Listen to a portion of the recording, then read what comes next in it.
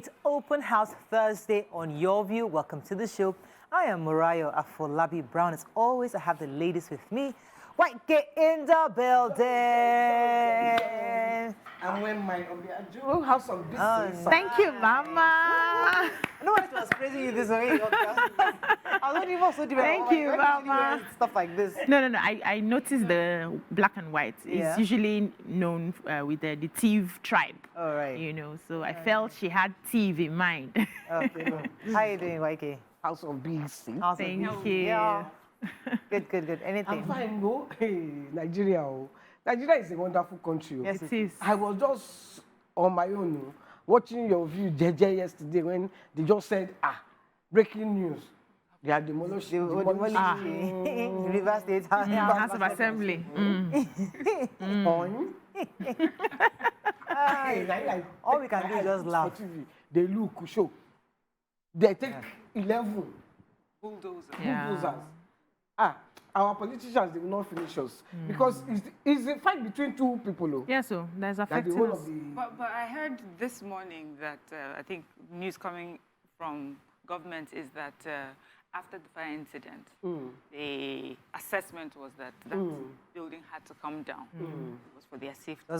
Some parts of the building. No hidden agenda. Some parts of the building, not all. Some were still standing strong. You know, that's why I say when the witch cries Cries, and so the baby died in the morning. who doesn't know that it is the witch that cries? That killed the baby. The baby was just crying in the morning, and the witch just. Okay. Anyways, just crying on our own. let me just greet Nimbrari and YK. Thank you very much for your political banter. How are you doing, Mariam? How are you doing? I'm fine, thank you.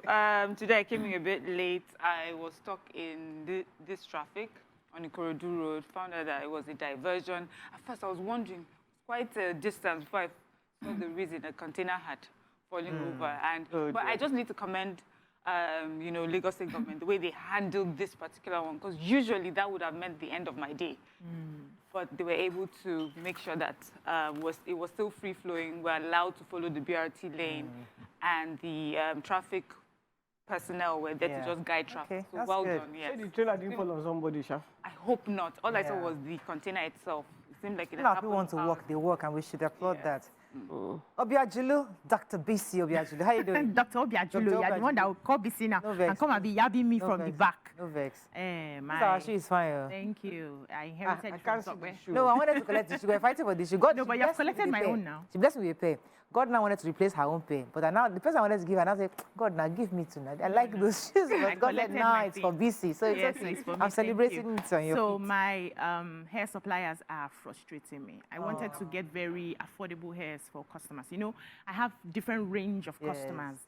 Those that want the 950K hair like I have on will come. I'm not joking. This is 950,000. I'm telling you. Those that want the 12K on will come. Those that want the 35K on. So I wanted to get like a variety of very affordable ones for my customers this season, because I realized that a lot of them, because of the hardship in the country, a lot of them, stop opening your eye, allow me talk. A lot of them want very affordable hairs, you know, within 35, 50, 100, you know, and have made payments since, like by 1st of November, I'd already made payments. My people are using my money to do their business. They've not even answered me. And TVC is doing fair now. We're starting. I wanted to have some of those here. So after now, I'm going to fight some people. You have to bring the 35K one to TVC. That's what I intend to do. Thank you for reminding us. TVC, you have a fair on Friday, Saturday, and Sunday. That is so exciting. I think it's one of the best events I'm ever going to witness in TVC. So people are coming, entrepreneurs are coming with their businesses. It's like a trade fair. Amazing vendors. Stuff. I love the initiative with the team. And they're working so hard to make it a success. I mean, I'm so thrilled by the energy, how everybody's coming together. I hear there'll be music, there'll be games, there'll be shows. Can I be sales? Sorry? Hot topic today. YK, behave yourself. Okay. Please, do you have more things to tell us? So how much is on your head? Let's go on a break now. Mariah will not tell you that on live TV. Come back. Look at the front pages of the papers. Stay with us. We'll be right back. How much is your own hair? How much? Stay tuned. Your View will be right back. Let us start with the nation. YK is cracking us off here in the studio.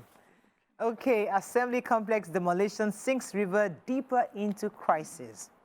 Construction of new ports, dredging of old ones coming, says Oyetola. Edu, government plans audit of NNPCL. Firms to lose tariff waivers on imported items. Ondo Assembly okays Ayedatiwa acting governor. 3 killed, 2 banks robbed in Ikere Ekiti. Ooh, that's my husband's village. Okay, husband's state, not village. Why you didn't take Ondo Ayedatiwa? The fact that he's not the acting governor. She took your husband's village, state, sorry. He said village. I'm so sorry. Don't get me in trouble. It's our state. Our state. Your husband's state. Why you didn't take Ondo? No, I took the states. Ekiti states. Not the village. So who's going? So, yes, I'll go. Go ahead. 3 persons were feared killed yesterday. Armed robbers attacked 2 commercial banks. They came heavily armed. They got there about 5:15 p.m. About 15 or 20 in number. One paper said 15. This one says 20, and they came coordinated. They first blew up those doors that the banks put in. They first blew those ones up. They proceeded to rob the banks, killed people. They killed 3 people, people who were in their way because they were shooting sporadically, and they carted sums of money, which they haven't told us how much.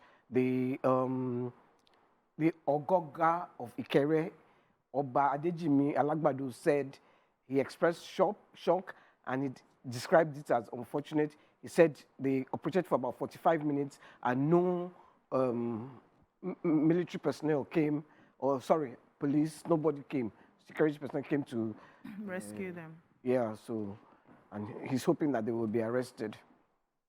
And let me take Wale Edun. So the Minister of Finance and the Coordinating Minister of the Economy, Mr. Wale Edun, has hinted that there are plans underway to audit the accounts of the NNPC, that's the Nigerian National Petroleum Company Limited. He was speaking at the World Bank Nigeria Development Update event in Abuja. He said there will be earnest scrutiny, and I'm sure NNPCL is getting ready for that. We want revenue to come directly into government coffers from NNPC and all other revenue agencies. So the other last 2 ministers tried to do the audit, but it was never carried out. He reaffirmed government's commitment to carrying out this audit to ensure that no money is lost. In addition to that, he also said that the government's intention to encourage investments. So he was hinting that lots of rich Nigerians have Forex dollars in their accounts. They're very liquid. He said there's a lot of Forex liquidity in Nigeria, and the federal government would take steps to make holders of such accounts release the money. So they are hoarding these dollars. And this is part of one of the problems we're having. He said that the substantial presence of foreign currencies, particularly in domiciliary accounts belonging to affluent Nigerians, indicates their unwillingness to release these funds to the market, and that would actually help to ease some of the strains we're seeing right now in the economy. I said quite a few things, but I'm happy that an audit will be carried out because I know that the 2 former ministers of finance had promised an audit, but we never got a report on what the audit was, the eventual report. So hopefully it's going to be done this time around, and then we'll see exactly how much really we are earning from crude. Yeah, so for me, it's the CBN, and we have the CBN governor. Yesterday, he said that a critical flaw in the implementation of the Naira redesign policy is what is causing the cash scarcity that we're experiencing right now. So he says that, well, the CBN is reviewing that, and that they're going to take a thorough look at all policies implemented over time, and they aim to also produce an elegant document outlining clear rules and procedures for navigating the Nigerian money market. But he explained further on why we have scarcity. So remember when the redesign, there was a time limit that had been put out for how long the old notes would still be legal tender. And so people were apprehensive that that time was coming close, that even though there's still cash in circulation, a lot of people were now hoarding that. But now, it's out, and they have taken off the deadline that old notes are okay to use. In fact, we have the Acting Director Corporate Communications of CBN who said that there's been an increase in the amount in circulation from 1 trillion in February to 3.4 as of December 11th. But because of the apprehension, people are hoarding. So they're asking people, no need for that. And very soon we'll likely see. Well, it's not interesting Yeah, that from the time they announced that, listen, there's cash, to now, people are not, they're not aware. They're not listening. Not listening. Or they are not trusting the government. Yes. Because the Supreme Court had given a judgment on this, that these two denominations or two different, the new and the old, still remain legal tender. So further notice, but people are still hoarding cash. That means they're not, either they don't trust the government. It's fear. You know, that time last year, I mean this year, it was very, very traumatic for a lot of people. I fell sick. We're all affected. We're all in this country. My business has not recovered. All of us are part of it, but some of us have to just understand that the government is... So the federal government said it will review waivers being granted on duties in the country. Minister of Information and National Orientation, Mohammed Idris, was the one who disclosed this after the Federal Executive Council meeting, which was presided by President Bola Ahmed Tinubu. And he said that the council decided to review the decision on waivers in order to help minimize the nation's revenue losses. They also talked about other economic policies, but this one was like in the front burner. And it says that the custom had reported in 2023 alone that they had lost over 1.3 trillion to waivers. And so they are looking at the waivers now to review them so that we will not continue to lose money at a point where we need all the resources for the development of our country. They also went ahead to approve 2 contracts worth 6.32 billion for the Ministry of Aviation and Aerospace Development. And he says that the approvals were both for the main ministry and the Nigerian Airspace Management Agency, NAMA. And it involves technical support services at the Murtala Mohammed International Airport in Lagos, which will be costing about 4.1 billion, while the second one is sited at the Port Harcourt International Airport, involving the fixing of some navigational equipment, and that will be costing 2.23 billion. Okay, the Punch. Rivers demolishes Assembly. Pro-Fubara Speaker declares defector seat vacant.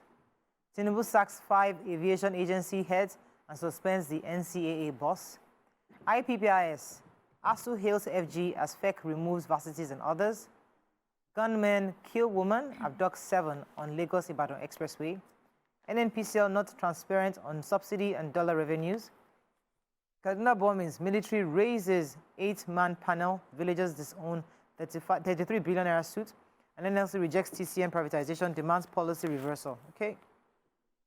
Let's take one story before we go on a break. Okay, let me take a sort of feedback for government. So yesterday I had taken the story where, was it yesterday? Well, this week, the government is looking to sell off 40% of its shares in the electricity distribution companies on capital markets. So NLC is responding to that. According to NLC president, they're saying that, first of all, these are the same stories that Nigerians have heard over the years, and these have yielded no significant results, except increased suffering that for Nigerians. He says that the motive behind this plan is not about Nigeria, but is a way to prepare the TCM for eventual takeover by cronies and lackeys of the ruling elite. Says also NSC believes that the government is making the same mistake previous administrations have made. Says that, you know, they were out on the streets 10 years ago against things like this, and it looks like this government is going to make the same mistake. They hope that conversations like this will be done on a round table with stakeholders, but it does not seem like the president had taken that route. So they are not particularly happy with the turnout of events. But as we remember, this was really just a conversation at the time. So with this input, we'll see what the conversation becomes. Okay. Yeah. Let's go on a quick break. When we come back, we continue with our review. Stay with us. We'll be right back.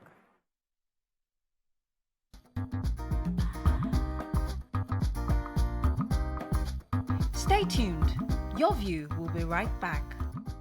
He has submitted a report to Mr. President and was lamenting about the various atrocities he had observed in all the various processes that were happening within that industry. So President Tinubu on Wednesday sacked the heads of the various agencies in the aviation sector. I won't list their names right here, but he appointed a few others. He named Professor Charles Anoshige as the substantive Director General of NIMET.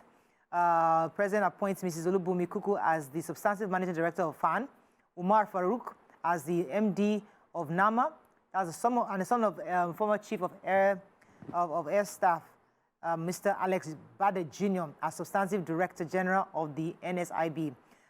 He said that the president said he anticipates that the new leadership across the aviation sector will uphold the safety, convenience, and comfort of Nigerians primary and make it sacrosanct for them. He also said that due to the high cost of underperformance in the sector, the president also demanded the immediate establishment of world-class policy design and implementation regulatory framework to move the aviation sector further forward. We're hoping that with these changes, the aviation sector indeed will change and things will be better going forward because Amen. Festus Kayamo really lamented. So, I mean, I sent a view of the videos to us in our group. He was complaining. What we signed. Yeah, what we signed, saying that, I can't remember, we'll give waiver.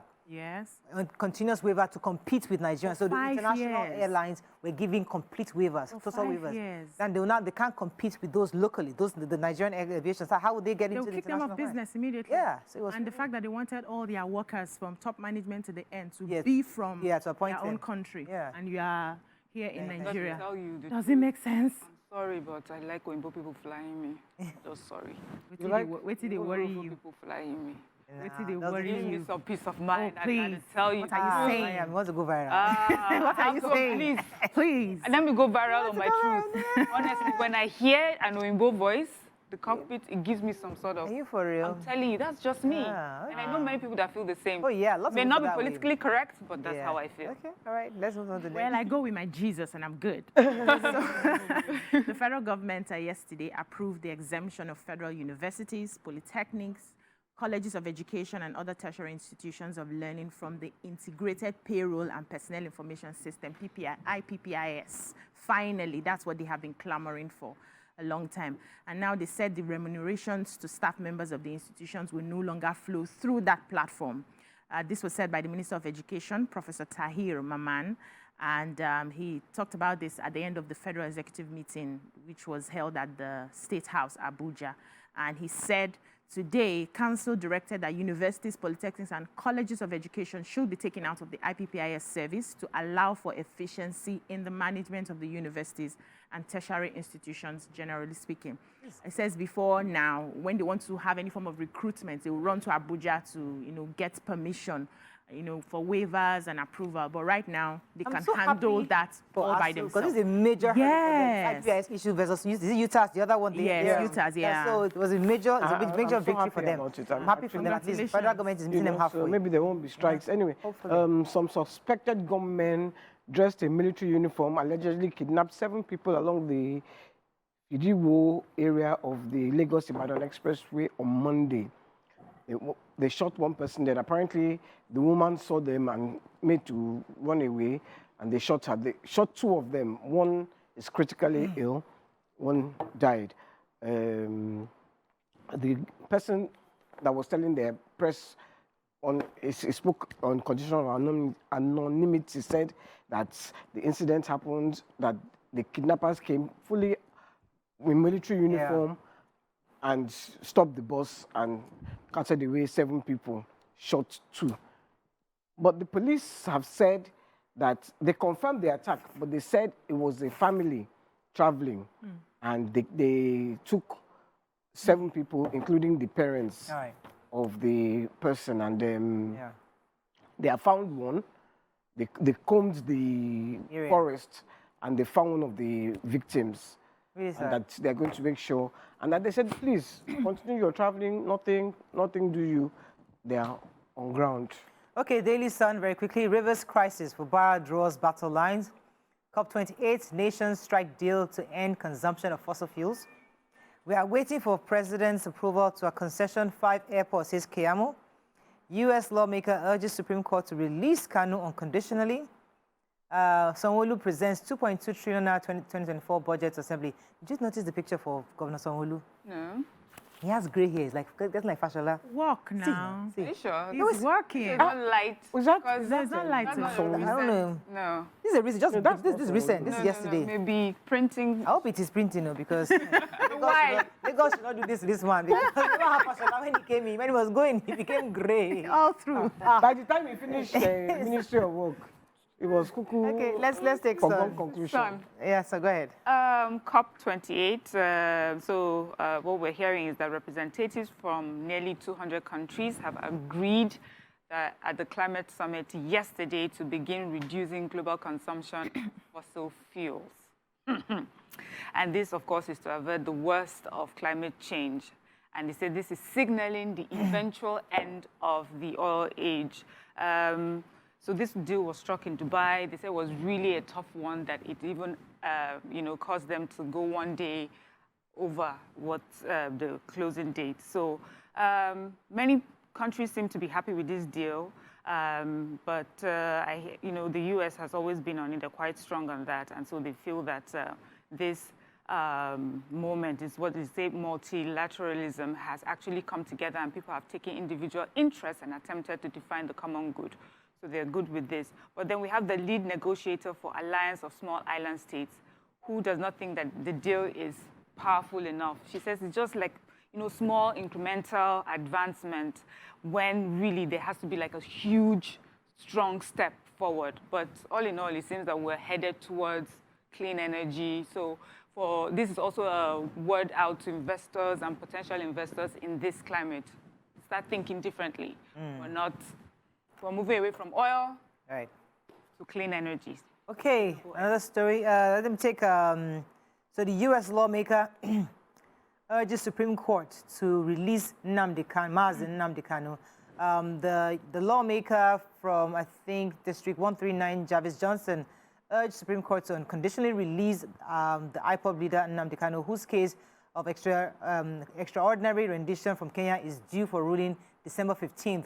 So he's saying ahead of that, the statement by the U.S. lawmaker said the consensus of legal opinion within and outside Nigeria expects the apex court to uphold the judgments of the lower courts, which had already freed Nnamdi Kanu. In addition, he said that the High Court in Enugu State had held that IPOB is no longer a terrorist group. Therefore, the present and any future treatment of IPOB, its leadership and members as a terrorist group is illegal and discriminatory. Therefore, there is now no valid reason or basis to continue to hold him in confinement.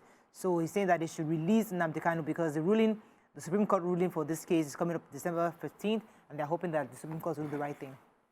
Okay? I wish they would release him, Sha.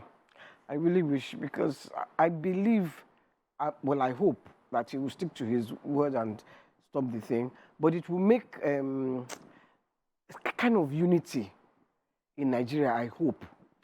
I hope. That's why a lot of people, we hoped that when they remove subsidy, that things will just happen overnight. We also hope that when they float the naira, everything will, we all had this hope that, when you remove subsidy, we'll not have money, and we're not suffering it. So we can hope. Hope is a beautiful thing. No, I knew that subsidy. I knew that subsidy there would be no. We didn't know that. A lot of Nigerians. I did. Well, you know that. Many Nigerians believe that once you remove that subsidy, we have more money to save do more right things. We all will do the infrastructure. We all believed. We all hoped. I believe that. Now we are seeing that. Knew that there was going to be a transition period. Yeah, well, so you did, but a few people were just hopeful that the magic will happen. So we can hope. No magic. We can hope as much as we want, but the point is that we don't know what's going to happen on the other side. Moving on to Vanguard. Poor Nigerians hit 104 million, says World Bank. 2024, Lagos, Borno Rivers proposed 3.387 trillion naira budget. Ondo crisis, Aiyedatiwa resumes as acting governor. Did you guys take that story yesterday? I'm sure you did. Ohaneze IPOB begged Tinubu to free Nnamdi Kanu. CBN blames scarcity for banknotes on hoarding. Rivers crisis, state government demolishes assembly complex, and Tinubu sacks FAN, NAMA, NSIB, NIMED DGs. Okay, which major headline. So a World Bank report has indicated that Nigeria's poverty level has taken a notch higher at the backdrop of the recent economic and fiscal reforms. And the key reforms, which we know is the removal of the petrol subsidy and the foreign exchange market restructuring. So the bank, commended the federal government for what it considered bold reforms, which was necessary to rescue Nigeria from fiscal cliff, according to them, and also described the current pains that Nigerians are going through, saying that these pains are temporary. But also said the policies had created intense pressure on cost of living, which have pushed more Nigerians into hardship, with 104 million now living below the poverty line. According to the report as well, it said that the number of poor people in Nigeria had grown from 95 million in 2021 to 100 million in 2022, while the Nigerian Bureau of Statistics indicated that the figure was 82.9 million in 2019 and 85.2 million in 2020. So they are saying now that inflation remains at a record high levels for Nigeria, 27.3% year-on-year in October 2023. And it was also driven by the price and impact of the removal of fuel subsidy as well. We also talked about the FX, the volatility of the FX in the markets. And they are saying what they need now is that the federal government needs to quickly finish up with the policies and see how they can now start managing the cost of the policies on Nigerians. Hopefully, we'll do better. All right, we have to run, but just jump we in. have to take this from River State. Please Let me just Give us, sharp. What the Commissioner for Information has said. He said that after the visit of the governor to inspect the level of damage done to the building on the day of the fire incident, it became necessary to invite professionals to advise the government on the integrity of the building. So remember, there was an explosion, explosives were set off, and because of that, they found out that the structure of the building had been compromised. It was not safe for human use. They tried to fix it. It did not. It was not going to be safe. So the magnanimity of the governor, he decided to pull it down and do something better. So that is why it was pulled down, and not because of your agenda. 4 of the legislators had their meeting in the executive government house. Those loyal to the governor had their meeting. People are not serious. Mariah, let's go home. It's Thursday. It's not our hot topic today. All right, but it's just craziness, though. Let's go on a break. When we come back, we move on to our next segment. Stay with us. We'll be right back.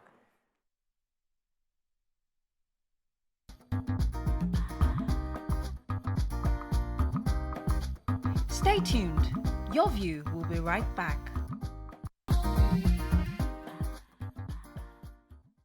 Last Sunday, major celebrities graced the premiere of the movie A Tribe Called Judah by Nollywood star Funke Akindele. Speaking to journalists at the event, Funke said, "The story is so dear to my heart. It has a part of my late mom in it, and it represents the struggles faced by many single parents and mothers in society." She expressed deep emotions as she dedicated the movie to her late mother. Now, joining us to discuss more about this movie is an actor who was one of the cast in the movies, the delectable Nse Ikpe Etim. Welcome to the show, Nse. Good to have you. Can I now correct you? Oh, because please. that's not my name. Oh, I sincerely apologize. It's Nse Ikpe Etim, and I'm never going to do it again. Okay, all right. Nse Ikpe Etim. Thank you. All right, sorry. Good to have you on the show. Thank you. So tell us about the movie. Oh, so where do I start from? It's a movie that touches every aspect of life and comes off as though it wants to be funny, but yet it's quite poignant and very human. It's a human story of a woman, her 5 sons, and every other person that makes that world thrive. So I know that when actors get a script, they can tell from the script how great the movie will be. And sometimes if they're not feeling the script, they can turn down the role. How did you feel when you got the script and you saw your role? What did you think about the movie at that point? To be honest, I didn't accept the script because of my role. I accepted because of the story. So the story was just so beautiful, and I thought that everybody would connect to it.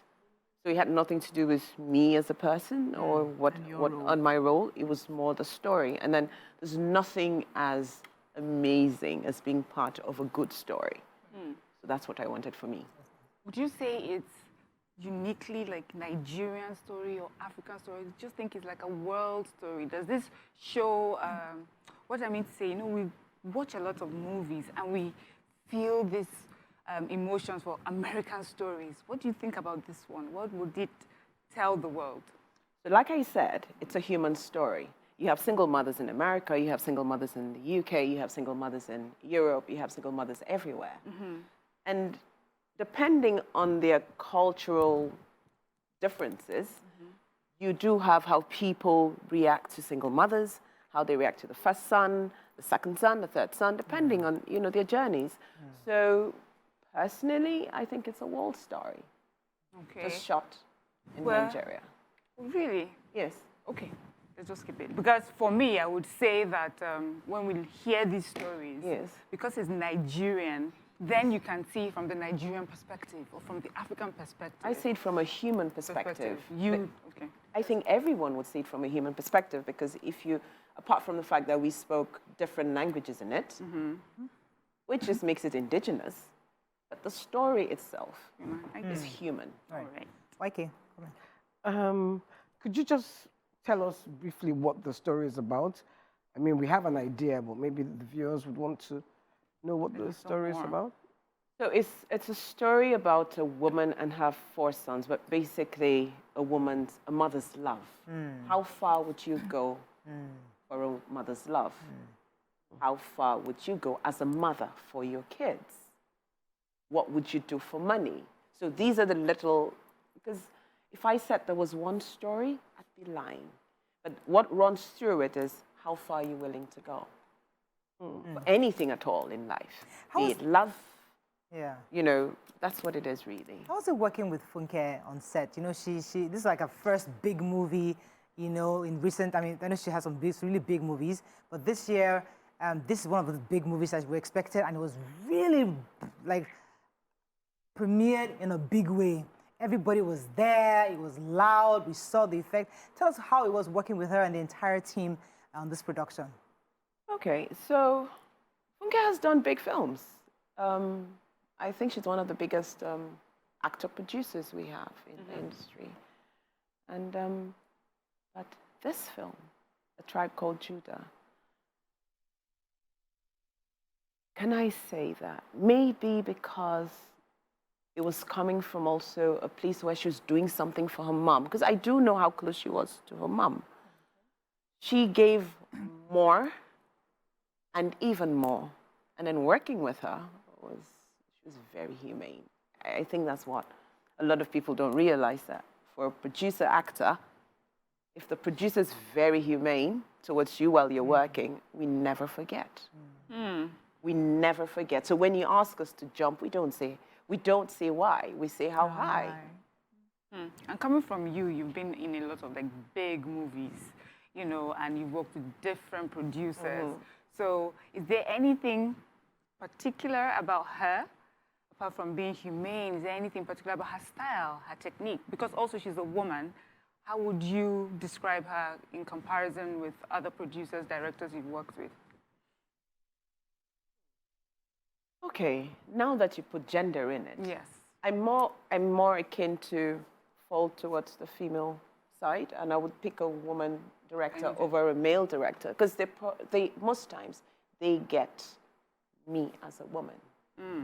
They see the things that I see through my eyes. It would be easier, but I think that crossing out gender should stand with either man or woman.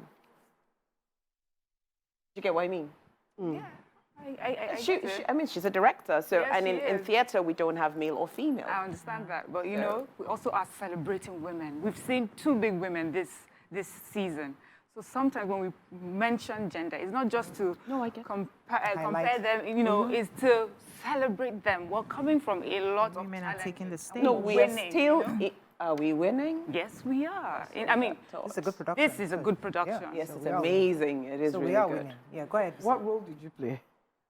So my character was called Corette or Colette, but her name's Colette. So I played the role of an office manager where her first son worked.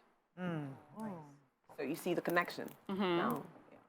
So we're hoping to see a lot of a nepotism, as usual, where you have your son working and you are in the same company. No, not at all. There's absolutely nothing to do with nepotism in it, because she does her own job. I'm just the office manager. Okay. I don't know his What happens? mother. Okay. Do you see what I mean? I don't know So his tell mother. us about the day. I mean, Yeah, I wanted to ask about the casts. You know, Yes. when I saw the list of the young men and women actors Yes. in the movie, I was like, okay, I'm expecting something really great because these are actors that have made a name by being excellent. How was your experience working with such actors on set? Okay, okay, let's start with the sons. Jide Kene, Uzi Usman, Timini Egbuson, Olumide Oworu, and Toby Makinde. Those are the 5 sons, if I remember well. Yes, it was. I'd never worked with Toby before, but I'd worked with. I'd worked with. I worked with Timini. This was my first with Timini, I think. Okay. My first with Timini. This was my second, I think, with Jide Kene. Or was it my first? I'm right now. I feel like I've known them for so long. Yeah. You know what? Because we lived together. We just it was like that, and I think it showed in the film. Okay. You know. So you guys were on set Away away for how? Yeah, in camp for like how long? I think about maybe 6 weeks, if not more. Okay. Wow. Maybe 6 weeks, if not more. Yeah, it was. Yes, and we didn't start filming immediately, so we all got to know each other. We're constantly rehearsing together, and that helps for the picture. The connection. Yes, the connection. So what tell us the date?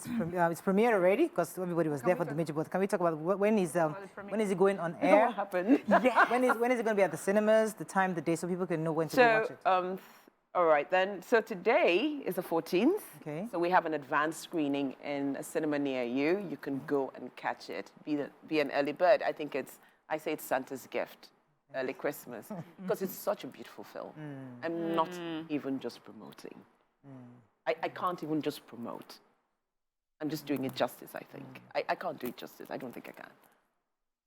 Yeah, I know some. Yeah, go ahead. I want to talk about the premiere because that was just huge. It was like a movie on its own. Your costume, why your choice of costume? Tell us which of the costumes you saw on the day that you were wowed by. Just tell us about the day. That's why she had the clown thing. Yes. Oh, God. No, I had the Joker, not the clown. The Joker. So, okay, where do I go to now? So I think I started by wondering what I'd wear. Okay. Okay. I started by wondering what I'd wear, and so I went to a member of my team and I asked, and then he came up with B.T. Barnum, and I thought, no one's going to remember who that man is. The whole essence of a costume party or costume extravaganza is to be remembered. Memorable. Remembered. And also to not, you know, like fade into the background. You're not a curtain. You see what I mean? Yeah. So, and then I spoke to someone else who said to me, do you mind doing the Joker? And I thought, now that's something I'd love to do. First, there's no female Joker. How are we going to do this?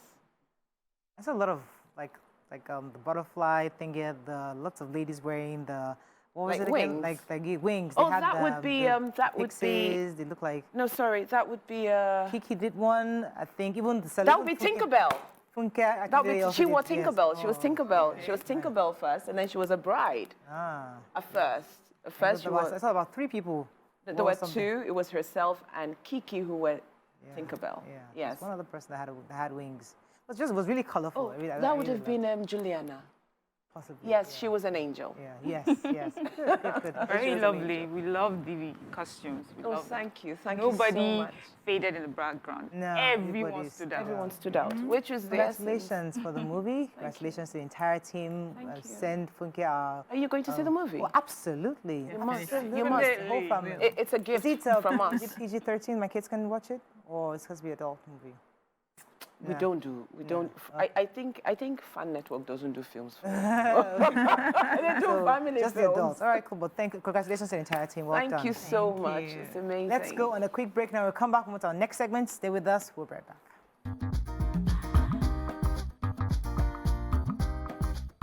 Stay tuned.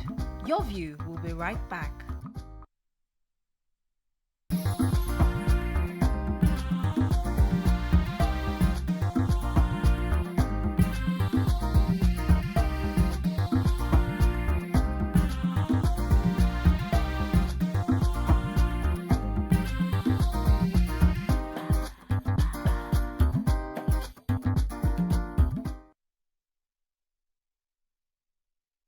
Thanks for staying with us. We found a story online about a young lady who called the police on her Nigerian mother over a heated argument on their spiritual beliefs. In the video, she has said her mother had asked her for a photo of her to place at the altar, which she had blatantly refused, saying she doesn't want any part of that.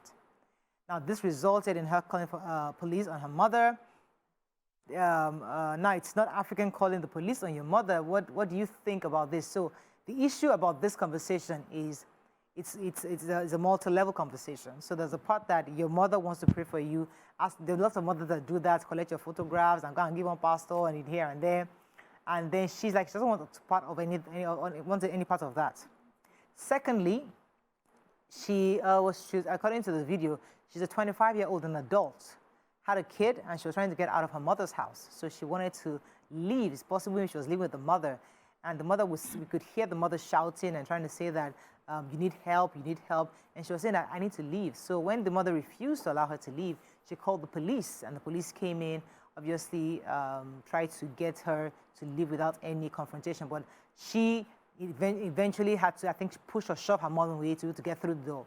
So the conversation is, especially as a mother or as a parent, parenting a child outside the country. So in Nigeria, the dynamics are a bit different, where your child can't even think about, attacking their parents in most cases, in many cases.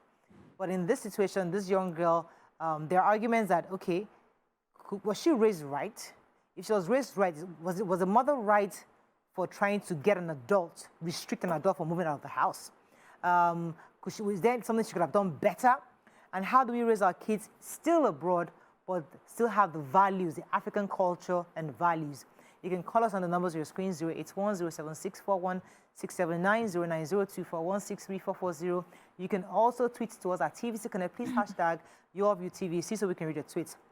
This story cuts really deep because there's so many layers. It's not just about that event.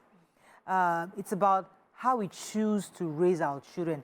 I was taking a course with Praise for recently. And in all the grammar Praise said, the crux of it is that children need identity. If they don't have a core identity, they will never know who they are. And they will only act out based on their environment.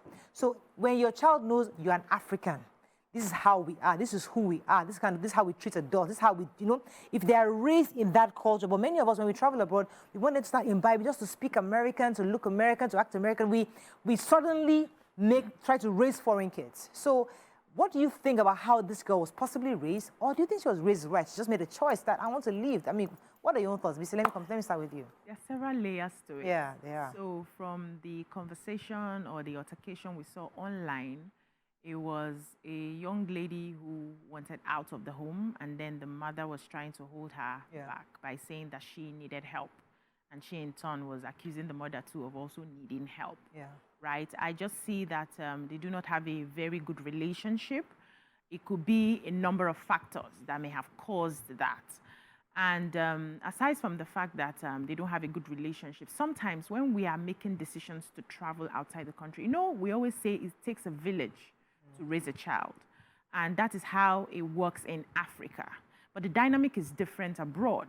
You are basically on your own raising your child by yourself. Here you have an auntie that will come in, that will help you chastise the child when they're misbehaving. You have friends that will look into what is happening, give you one advice here and there. You have other extended family members who will also look into how you're raising the kids. I remember when my in-laws come around, or my mom and my father comes around, grandpa and grandma, they always pay attention to what's going on in the house. Why are you raising your voice at your sister like this? Why are you, we have that here.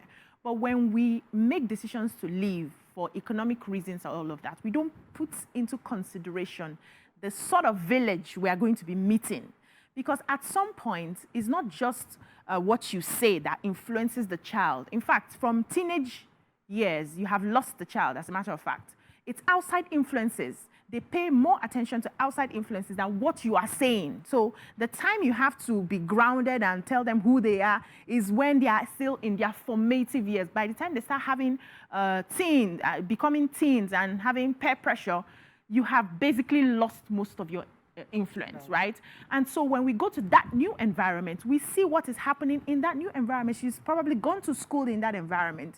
She sees how other people talk to their parents. She knows that the laws can stand for her. That's a society where the laws can help a child say, I don't want to be a man again. I was born a boy, but right now I feel like I want to be a girl. And the laws, though, that would not allow you to drive or vote at a certain age would allow the child go the other way. Do you understand? So that is where she found herself.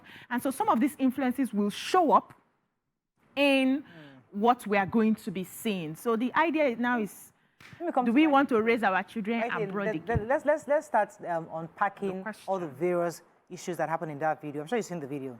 Now, the woman, the mother, seemed to want to impose her religion, her beliefs on her child.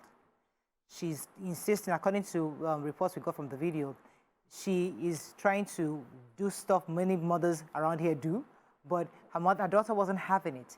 Do you think it's right for us parents to impose our religious beliefs on our children? No, I don't think it's right.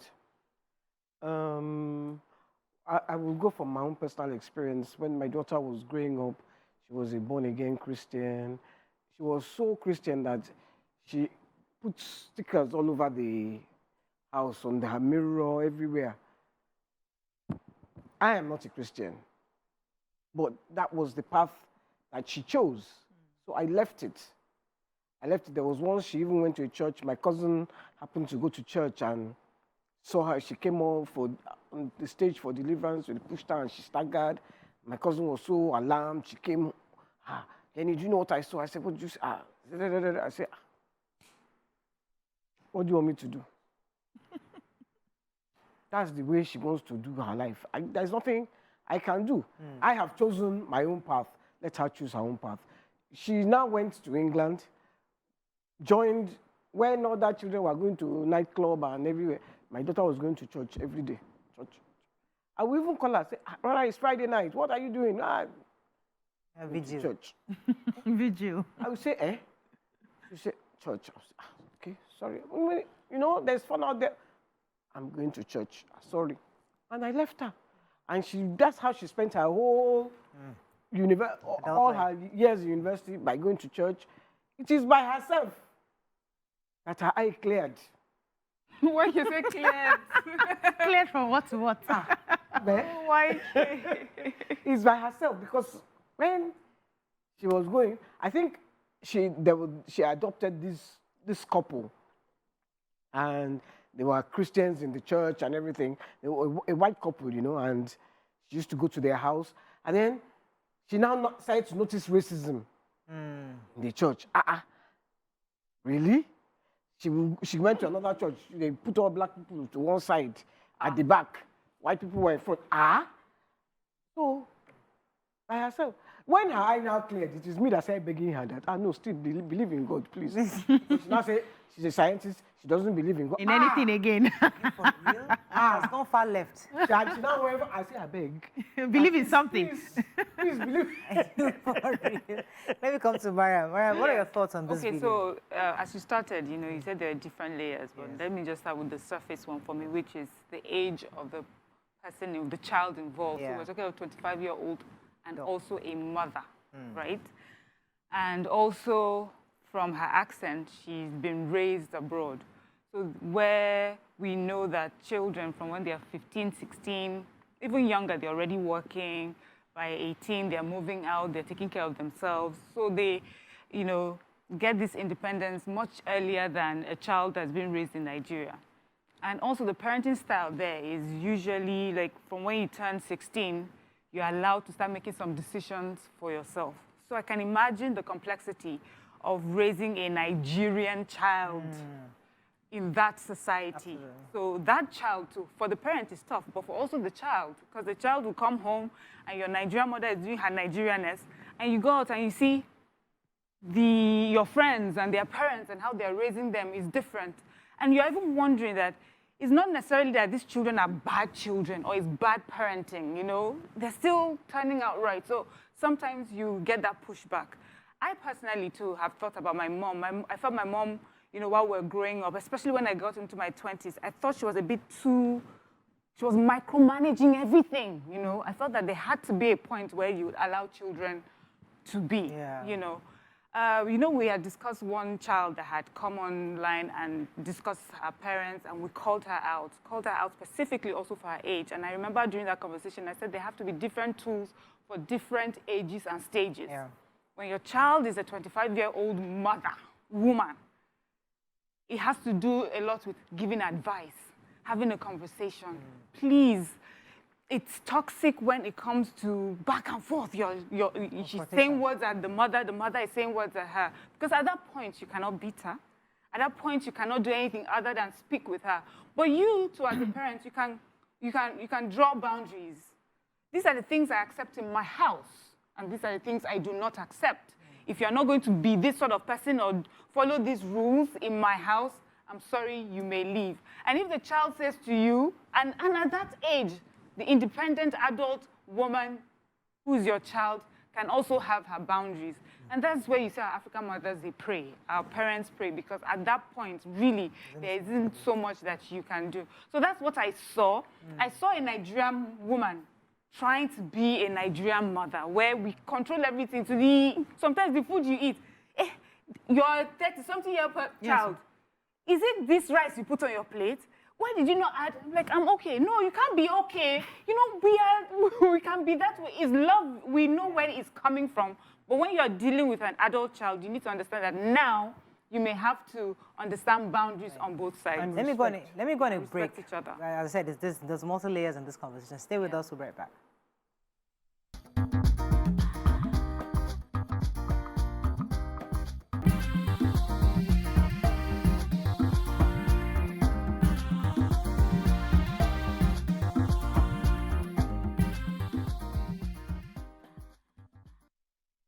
Thanks for staying with us. We're still discussing this matter, and I think, as I said, it's multi-layered. So there's a part of, there's an assumption we can make, either for the fact that this young girl is probably still living in her mother's house. At 25, usually abroad, at 18, you're out of the house. 25, it's possible that your mother is supporting you somehow, because for you to be living with her at that age, either you got pregnant, you're not married, you had issues with jobs, and she's there supporting you. So the mother seems like somebody who has actually sacrificed a lot for this child to be where she is today. And because I am making the sacrifices, I feel like I have some kind of control. I should have some kind of say in what you're doing. I should say, you will go to church. Because I remember when I moved back home, my mother, I was coming from the US with a very, very backsliding girl. I came back, my mother was insisting, Friday we're going to camp. Sunday we're going to church. Initially, I'm like, please, I'm not I think it's camp again, I beg. But I was 20, when did I move? 23, 24. She said, we'll go to first Friday, we're going to camp. Every Sunday we're at church. Tuesday service, we're there. Wednesday service, we are there. She will carry me like handbag. I'm an adult. But as a Nigerian girl, I followed. You know, but compared to now, you can't take a child like that abroad and insisting that she follows you to vigil. First early morning service. Even 5:30 a.m. that early morning one. I'll follow her to early morning service. As a Nigerian obedient girl, yes. Because so how do we as mothers who are probably relocating, especially people like this, how do you raise a child with our own values, but still don't control, because we can't continue to do the same thing, expect a different result? So, Morayo, it's not just about raising the child with values. We need to understand that some of the toxicity children face here is not, they're not able to question it because of how society will perceive you. Yeah. So we internalize it and just hope that one day, one man will come and marry us away from this woman so that we are, saved and we're not able to express. Yeah. So I've seen homes here where the parents are really, really toxic on the children. But because of how the culture is, who do you run to? They'll say, is your mother, go back to your father's house, go back to your mother's house. You must obey, till you leave the house. And we see now it's even changing, because I know people who have run away from, their parents' houses to go find somewhere else to stay. Even in Nigeria, this is not abroad though. It's just that the times are changing, and younger adults are not willing to take what some of us took in the name of being obedient, right? Yeah. So the typical African parent wants a child who will take everything they say without questioning, without asking, without saying no, without asking why, without having their own. Once, for you to be labeled a good child is because everything mommy and daddy says, you do it without questioning.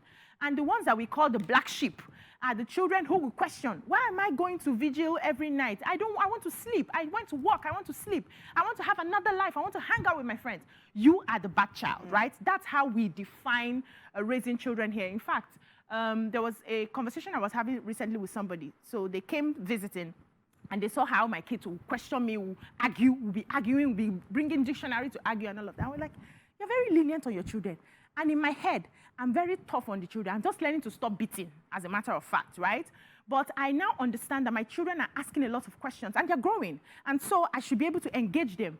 And I'm stylishly happy in my mind that they are asking those questions, because I know that tomorrow nobody will cheat them outside.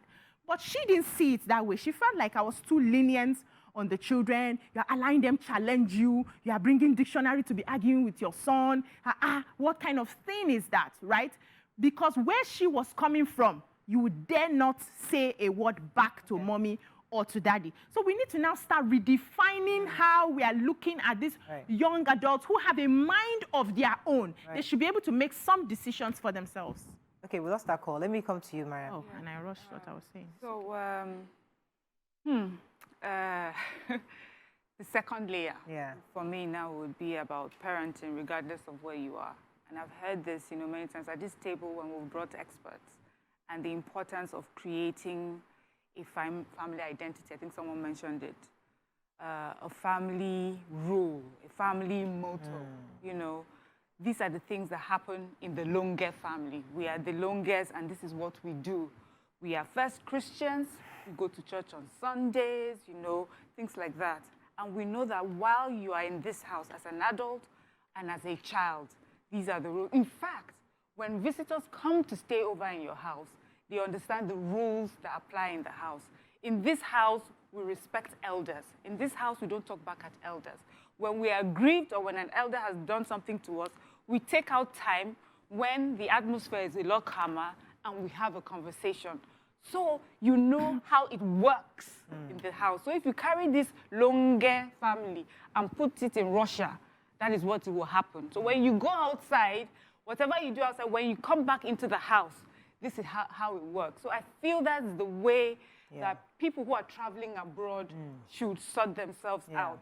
Don't be too much lenient in allowing them imbibe things that you're uncomfortable with. Now, when they reach a certain age where they can leave your house and rent their homes and work and earn money, you have to understand that you're dealing with a different adult child right now. This is an adult that will make their decisions. But they know that the moment they cross your doorstep, they will apply the rules that apply in your home. There will definitely be times that you will clash, but understand that that's an adult you're dealing with. Let me take Kazim. Good morning, Kazim. You're live. Thanks for calling. Hello, Kazim. I'm so sorry again. Go ahead, YK. I was going to say, the way we bring up our children and the way the American way it's like this. It's like, so how are you going to not, because when they go out with their peers, they will imbibe that way. How are you going to keep them grounded? That's your Nigerian way. When they come back home. I'll answer that question with what you just said. But let me. There's a point I wanted to make. Culture. If we have if somebody was saying that if Nigerians here have the kind of access the American child has, where you can call 911. Do you know how many people would have called 911 on their parents in this country? That would be assuming, because we don't have that in Nigeria. It's the children abroad that are worse off, because they are the ones that can just call police. But here, imagine if we had that access. You know how many 911s we call in? You'll be shocked. Parents want to be pouring hot water. So parents are pouring hot water on their children. Using razor blade because you ate meat. They have called 911 times in this country. I say, has Chief Odunto ever told you the story of his son? No. I don't know if it was on national television. He has told the story. I told the story to my hearing. And did you say he should tell us? He brought his son home. The son said Is this how it is? Nigeria? And he tried to go back. When he now went back, he didn't tell his father. They just did as if put a cushion. The father had gone to Abuja. He went back. His friend sent him tickets. He put his shoes outside the door. Like he was. He was calling the airport. Stop! Let me take this call from Mr. Debola. Thanks, Mr. Debola. You're live. Good morning. Well done, ladies.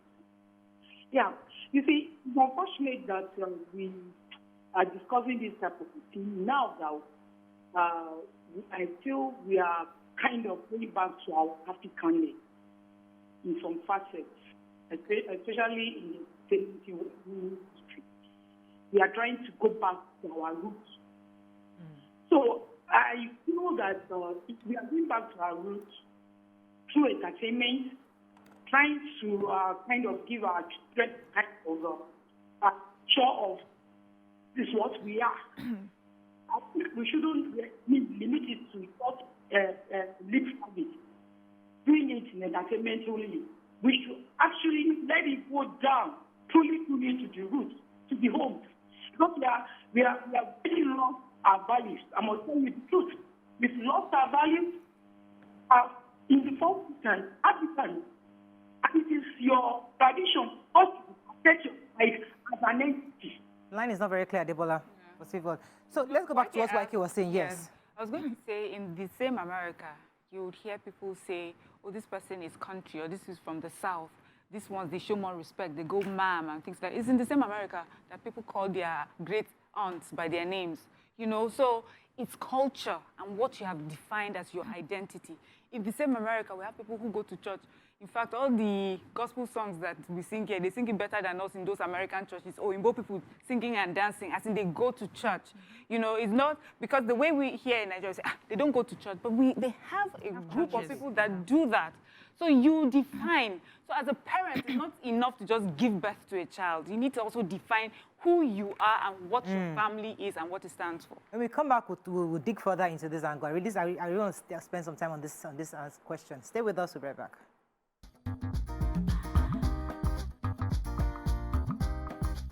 Stay tuned. Your view will be right back. Thanks for staying with us. We're still discussing this issue of identity. And I was thinking of the fact that lots of families, maybe Asian families, Indians, Chinese, when they relocate to a country like America, they go with their culture, who they are. They are very clear on this is our religion, this is our practice. They're not going there denigrating the country they're coming from. They go there with, we are Chinese people, we are moving to America for better opportunities. And they trace their children as Chinese, same with Indians. But when we move, we denigrate Nigeria, that country, that useless country, that horrible country. Those people, they are corrupt, they can never be good. And you raise your child, and all the Nigerian friends, you chase them away. I don't want any Nigerian friends. You make your child feel as if we are here, we're not Nigerians. You raise them as Americans, that this is who we are. You encourage them to speak only the American English, not even to understand your language. You raise them as, so when they grow up in that system, they're not going to respect or regard your own values. Culture, they don't know it. They don't have an identity of who they are. That's why it's difficult for you to raise. So those Nigerians who are succeeding in raising children who seem to be like us a bit, their children, their parents who they're very crystal clear on who they are. I had aunts like that when I was in the US. I know me, my foolishness as a young Nigerian. You come to America, you want to be all American. In fact, within a few weeks, my brother was laughing at me, auntie, you don't get accent. Collect them for airport. You start doing this, and some families will just say, what's wrong with this girl? But you now see some families that are called Yoruba. They don't play with all this your English. They are in their house, and I always wonder why they speak so much Yoruba in their houses. Everybody are speaking Yoruba. In our own house, my brother's wife was raised in Italy. We speak English. My brother is, and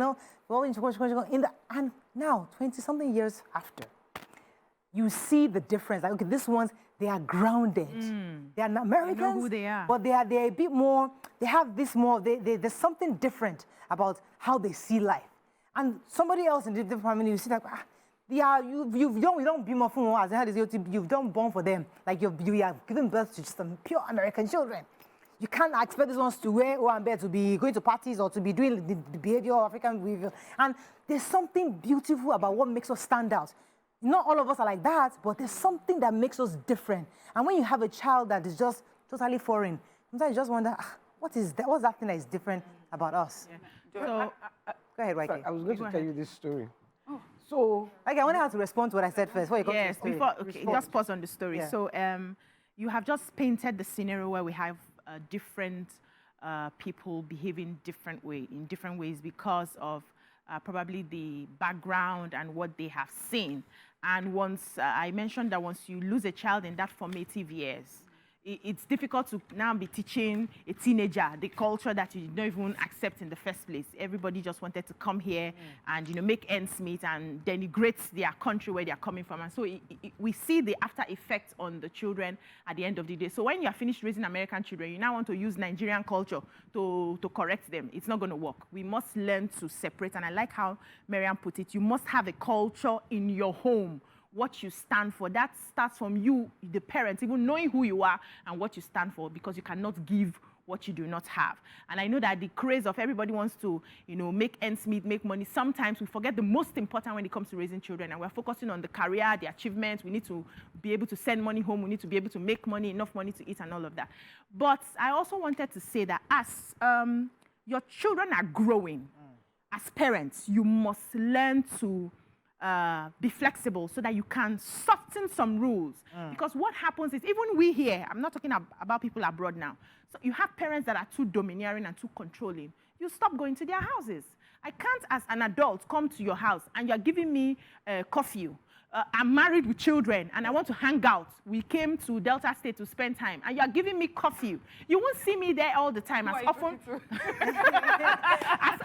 as I would like to come and visit you, because I don't have my freedom. I'm an adult. I am married. I am somebody's wife, somebody's mother, you know, and all of that. So your children become adults, you too must start soft pedaling on some of your very strange rules, because you have achieved what you want to achieve, which is that they come out well. Now that they are well, relax now. Let me take this call and I'll come to you, Mariam. Ido, I'm so sorry again. Sorry, Ido. Go ahead. go on. May I? So, you know, the question you asked, we also had a caller that alluded to it about our music, our entertainment, our food. Now, another thing that we know is a strong influence on children is you know, what's mainstream. There used to be a time being Nigerian, being African was not cool. So you go out and you would want to pick up that American or British identity so strongly. You quickly want to sound like them and everything. I hear a lot of them are ashamed of bringing their parents to school because they come and speak with our Nigerian accent in their school. Where's your school bag? Yes, they don't like that. So, but now, what music, what entertainment is doing is that it's making Nigerians feel proud wherever they are. I'm watching so many podcasts and things with Nigerian Americans, Nigerian British, and they are so proud of their culture. They're so proud of Wizkid and Burna Boy and all that he's doing. Everybody is now talking, because of that music, people are looking at our fashion, or I think it's the other way around. And our food is becoming mainstream. Are you seeing those Korean people and Chinese people making pounded yam and egusi soup? You know, so those sort of things now. So growing up abroad, that part of society that would always make a child feel, I want to be less my family, is changing, gradually changing, because we're becoming mainstream. So those are why I said there are layers. And you cannot put all the fault on just parenting. The world. I kind of disagree with you there, because when I look at the Wizkids of this world, they have imbibed, even though they are playing Nigerian music, their dressing is American, the gold chains. It's an infusion, Waike. It's their accents. A lot of them speak with foreign accents. Burna Boy does not. Very few of them don't. They may not sing with the accents, but they do speak, because we have looked at that American way of life as, this is, if I'm known in America, I'm made. So let us not say that we have really forgotten the American, because the American influence is very, very inside us. So that's I accept an infusion, therefore, because the world is changing. So yes, you can't be fully African, you can't be fully American. Can we get an infusion of both, where we become an African identity? I'm highlighting the fact that is different for this generation. Some of the things that maybe when Mariah was abroad, some of the things that she suffered, Yeah, it's different. you know, it's different from what her child, if she goes abroad now, will suffer. Being Nigerian, she will proudly be Nigerian. In fact, we throw our slangs now. Everybody's trying to learn our slang. Yeah, I think... You know, so that helps being outside. But you know that thing about everybody trying to be American, it's not just a Nigerian thing. It's a global thing because it's about money. It's the economics of being American. The more American you are, the more money you're likely to make. The more American your image is, the more likely you're getting global endorsement and global money. So that's also part of it. That's why this conversation is very layered. And all these factors come into play when you're raising a child. Who is force me, you will not let me talk, then you'll be forcing me. Lauren, thanks for calling. You're live. Why are you bullying me? Who's bullying Good morning, you're live. Yeah, thank you. I just want to contribute to Please go ahead. I think you have said it all. The problem with I'm calling from UK, the problem with we African parents is that when we are here, we thought Nigeria is a useless country, right? And we don't put that value on our children.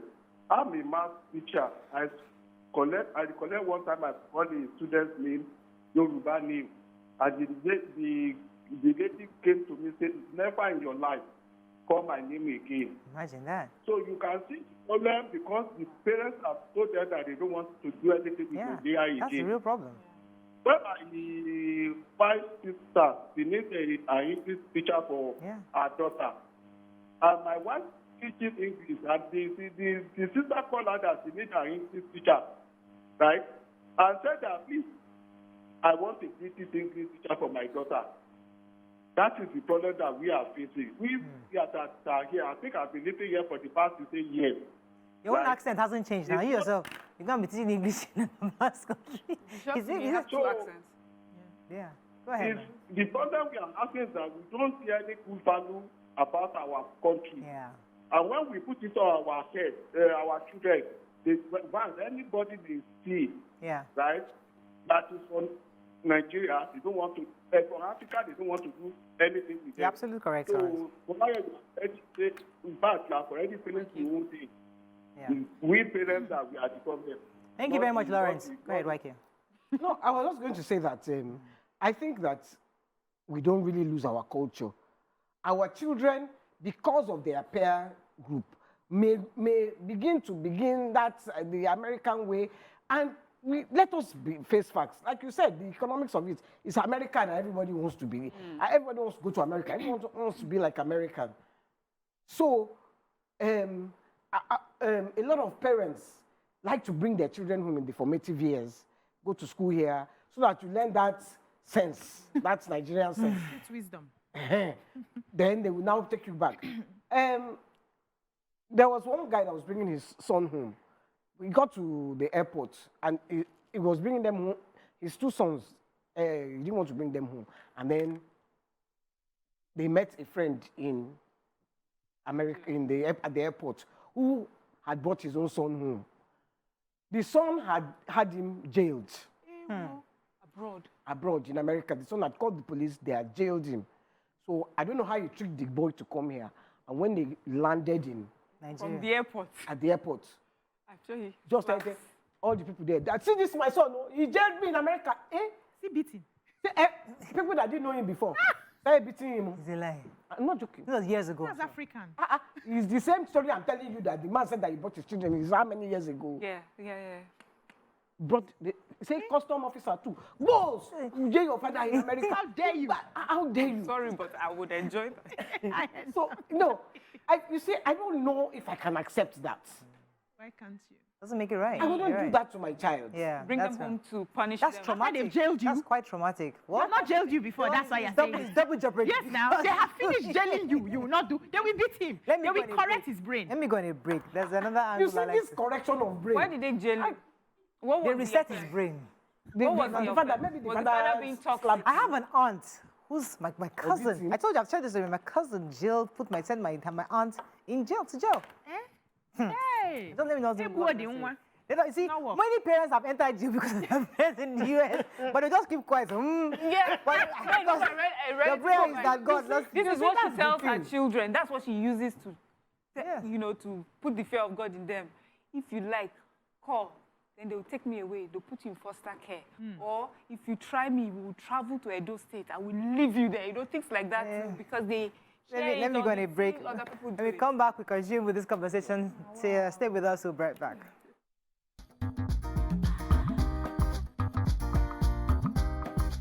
Stay tuned. Your View will be right back.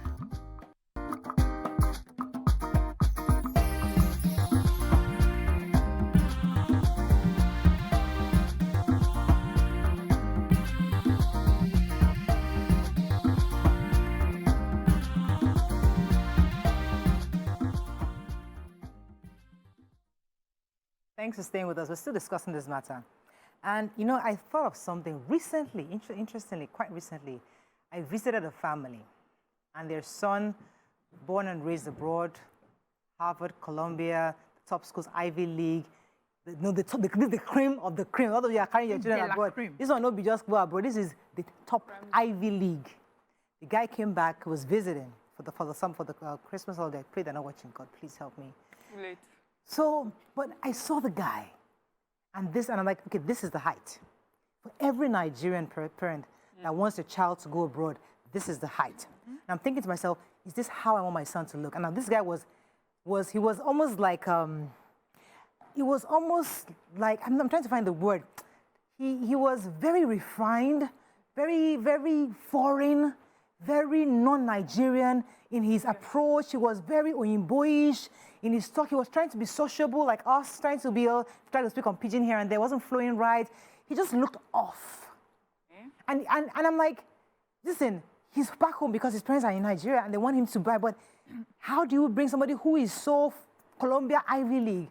You bring them to Nigeria and you expect them to just blend into the system. It's difficult because I'm not even connected. He was trying really hard to spark up a conversation. So I heard you host a show.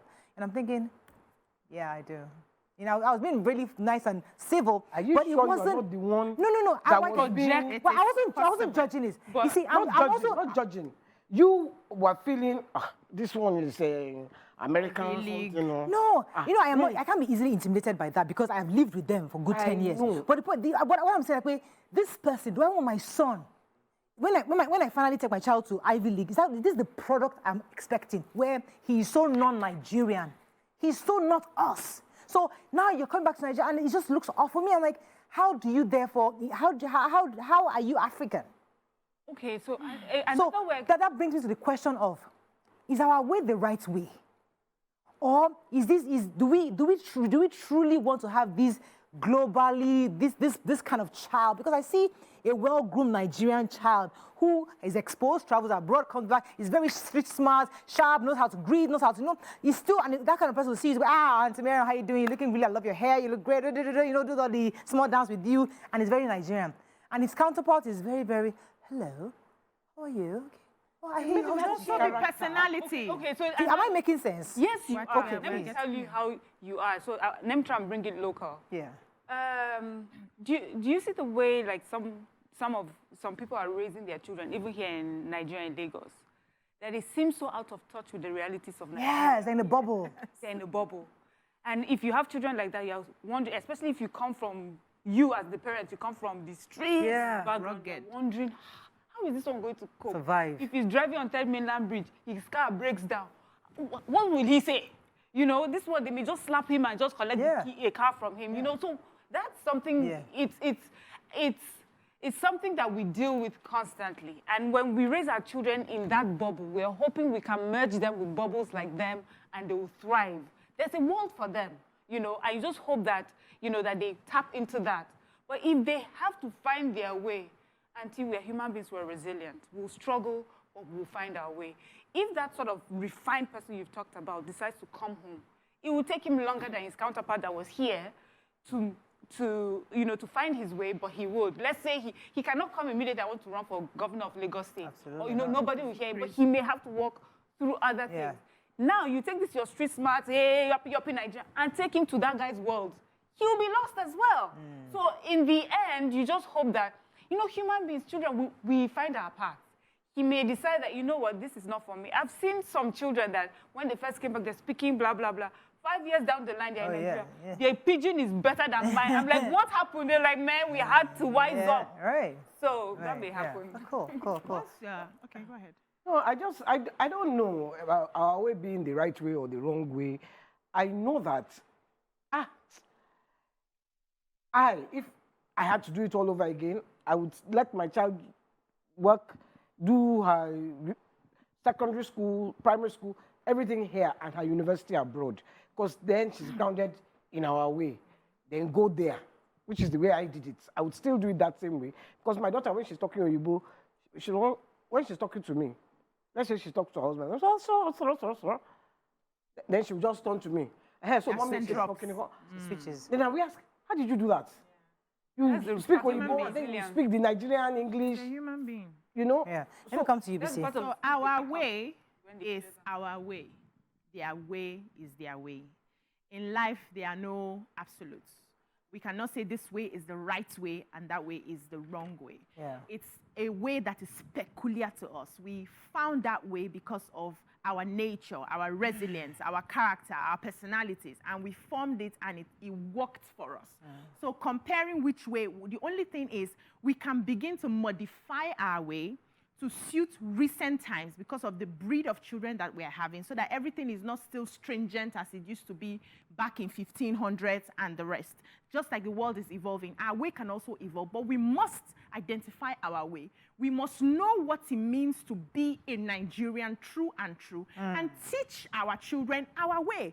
The Indians, anywhere they find themselves in the world, they maintain their culture, they maintain their gods. The Chinese, anywhere they find themselves in the world, you see them, they are communal in their living. If they come and rent a place for you, most landlords don't like to give them houses. Because before you know, 15 of them have gathered. They cook together, they eat together, they do everything. That is their way, and it works for them, right? The problem we have is we want to keep some aspects of our way, then want to carry the aspects of the American way. We mix it, we are confused, and then we go back complaining that the way is not working. Which way, auntie, are you using? Let us know the way that you're using. So I like the African culture in a way that it helps a child to be grounded in respect. It helps a child, even though you are upset with your parent, there are some words you cannot use.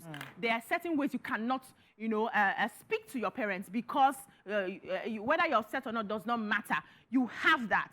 But in the other way, you're allowed to express, so you can just open your mouth and say anything. But even in that America that we see, the ones that we see that social media or the movies show to us are not even the real ones. The real ones, the very wealthy ones, those ones are grounded. Those ones have respect for their parents. Those ones are the ones that go to school. We don't see much of that life. They don't show that to us. They show us those low lives who will sack their jeans and talk to their parents anyhow, and then everybody wants to copy. So we must, as Nigerians, decide and pick what our way is. I'd like to go back to work on it. What I said earlier, the question I asked earlier. We are the people that actually make Nigeria look bad when we travel abroad. We do that, and when we do that, we must use the opportunity to remind ourselves. Because the more you do that, yes, there's corruption in Nigeria, absolutely. There are bad leaders everywhere, yes, in Nigeria, absolutely. But should you denigrate your country in front of your child will grow up to hate Nigeria, because all he's saying, thank God for music, thank God for Burna Boy, Davido, and others who are helping to show that, okay, there's talent in that country. This is a country that you've been abusing. They can even rebel against you, because when they now finally find out, you made Nigeria look like such a horrible place. But I've met some great people in that country. I've met some really cool people from Nigeria. They're intelligent, they're smart. And they meet people abroad, and they're helping them at jobs. But you make me look as if Nigerians are bad people. So we must be careful in the kind of pictures we paint. Because if you the Praise for was saying something that he tells his children the roots of his family, the kings that their fathers used to, their great grandfathers used to be, the kinds of wars they won, the battles they fought. When you let your child know you're coming from this lineage of people who are conquerors, you're coming from this lineage of people who are excelling royalty, they're excelling in their businesses. Your grandfather owned this. You are this. What you're doing is giving that child an identity outside what every other person is saying about. No matter what country they live in. You can live in Australia, but I am from royalty. I am African. I am Nigerian. I come from the Benin Kingdom. You are saying it powerfully and pridefully. It just reminded me of something. I have two messages This one I want to read from Dame Ebika. She says, my children can speak. No, sorry, this is not the message she sent to. My children no get choice. They must respect elders, period. I can't say an elder and not greet. Yeah. They know this and have commended and have been commended by friends and how respectful they are with greetings. That's one thing about our culture I don't think we should ever change. This one is from Professor Imonoka. He says, we must be very careful what we wish for. My kids are in late teens and have not been to Africa yet, but they are reasonable within the context of the ethos of our acculturation, mutual affinity, understanding, and respect to our common lineage and the community they live in, and behave as such. We continue to grow with them by bringing ourselves to their level as friends and not as parents. This will help in understanding the influence and burden they are amongst in their peers. Thus, this will create interactions and not altercation in what they need in making themselves better citizens wherever they find themselves. Well said. Fantastic. Mariam, we're going to say something earlier. Yes, just when you were talking about that identity, I just remember with my kids, anytime we're talking about how they were born, where they were born, they love that information. Tell me again, Mommy. You know, and that's part of the identity. Yeah. So they are forming roots and identity. Yeah. So it's important. But I was going to mention some things also. Sometimes not so much the big criticism, like your country is bad, your people is bad. Some of the things we do culturally that we make fun of, that sends the wrong message. Someone kneels down to greet someone, like, this is a bush person. The person that stands and, you know, that's the refined person. Or so, eats with the hand. Yes, you know, so there's some little criticism get a cutlery that we put there that... Or when your friends come around, is that your friends are speaking Yoruba and when they don't speak Yoruba. Yeah, you know, that kind of thing. Does that be sending the wrong message? Franklin Benjamin says, I always like the way you ladies expand topics to explore areas such as culture, identity, etc. However, African or not, there are traces of overbearing in the original story. Adults should make their own choices in Africa, Europe, or the US. Yeah, that's the last layer. That's the last layer that we have not even touched on. That we don't allow our children to grow. Yeah. It's our way, Africa is our way. That's our way. Where we are mothers till the day we die. You know, some cultures. Once you're an adult, yes, I can still be a mother, but I can be a mother from afar. You make your decision. We encourage you to make your decisions. But here, you come and live with your house. That's the real. We tell your son how to do things. Of the matter. So the Indians have family houses where you marry and come and stay there. You have a room. You marry, come and stay there. You have a room. I know. So that's why I said initially that we will modify the culture. We'll have to let go of some things. We have to let go of some control. We can't do it the way our parents did it to us. So we learn that letting go. But is it our culture? Is it good for us? Does it work for us? Abroad, they will say from 18, a child can make 16. You start making some decisions. An African child at 16, can they make that decisions? A child that you have never learned how to earn money, all of a sudden 18, carry your bag and go and make money. How? We don't teach our children how to survive without us. So we can begin to now modify it, but we can't just let go immediately. That's what I'm trying to say. What we do in Africa is we mother our kids till they get married. Yes. Until? Yes. Even after. Even while on the matrimonial bed. My mom grew up in England. When my mom met my father, and my father was 23 when they got married or so. He was about 23. And she heard him saying, Mommy, Mommy, Mommy. What? What? Why are you momming? Oh my God. It's mom. I still sit on my mom's lap. But she still said it to me. Because when I was still saying, Mommy, Mommy, Mommy, I was 30-something, 40, Mommy. I still say Mommy. Me? I am mom. But I never learned not to Mommy. Yeah. Mommy is Anyways, still we have to wrap up. I think really, Daddy is Daddy. As parents, we need to, I think, two key things we live with is, yes, no matter what part of the world we live in, it's important for us to remind our children where they're from, who they are, give them an identity, give them a story about who you are, your background. That sets them apart. So wherever it is they go, no matter what kind of pressure comes before them, they know that this is who we are. In fact, they'll be telling their friends, we're kings, we're from this family, we are this in our family, we're entrepreneurs. We're farmers. We are farmers, we are this. Because you don't all have to be kings. You don't have to be kings. Mechanics. We are all mechanics. A king, we're mechanics. My father was a driver in we're all Nigeria. He drove his way and found he won a lottery, came to America. give them your story. That gives you an identity, makes them different, that they appreciate the struggle you did to come back to come to the US. I think give them your, not just your story, your culture. Your culture. Let them know about your culture. Yeah. Your people, your people. tribe. What they do. Oh, No, God. not, it doesn't have to be my personal story. Just learn about African Yes. people.